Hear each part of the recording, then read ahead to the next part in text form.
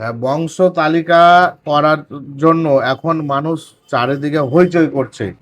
মানে বংশ তালিকা কিভাবে করে, প্রথমে আগে আমরা জানবো বংশ তালিকাটা যে করছে তাতে কিরকম ভাবে করবে। অনেকেই বলছে শুধুমাত্র বংশ তালিকা বাংলাতেই করতে হবে, ইংলিশেও করলে হবে, শুধু বাংলাতেই করতে হবে এর কোনো মানে নেই। তবে আমরা দাদুর বাবাকে দিয়ে শুরু করব। অনেকেই বলছে দাদুকে দিয়ে শুরু করি, না, আমরা দাদুর বাবাকে দিয়ে শুরু করলে ভালো হয়। আমি স্ক্রিনে দেখুন, এই যে আমি যে মোবাইলে আছে আমি স্ক্রিনে দেখাচ্ছি, স্ক্রিনে আমি একটা দিয়ে দিলাম। এবং ওখানে লক্ষ্য করুন, এখানে 3-4 জায়গায় একটা সিগনেচারের জায়গা রয়েছে।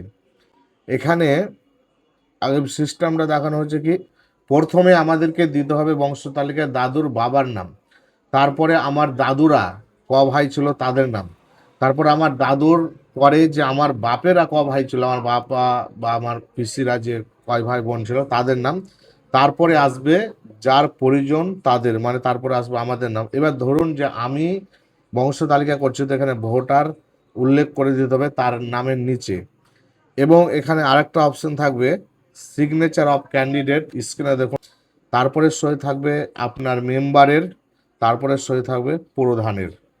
এই 3 জায়গায় সই থাকবে। যাই হোক, এই পর্যন্ত আজকে বংশ তালিকা কিভাবে করতে হয়, কোনখান থেকে শুরু করতে হবে আমাদের, এবং কার কার সিগনেচার লাগবে, এই বিষয়টা আমি আজকে তুলে ধরলাম।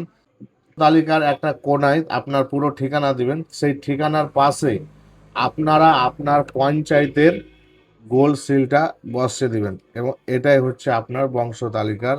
এইভাবে বংশ তালিকা করলে খুব ভালো হবে। তো আজকের এই ইনফরমেশনমূলক ভিডিওতে আমি বংশ তালিকার বিষয়টা দেখালাম। তো এরকম প্রতিনিয়ত ইনফরমেশনমূলক ভিডিও পাওয়ার জন্য আমার আইডিটাকে ফলো করে পাশে থাকুন। কমেন্ট বক্সে যান, একটি একটি হোয়াটসঅ্যাপ গ্রুপের লিঙ্ক দেওয়া রয়েছে, আপনারা ওই লিঙ্কে গিয়ে সরাসরি আমাদের গ্রুপে যুক্ত হয়ে যান।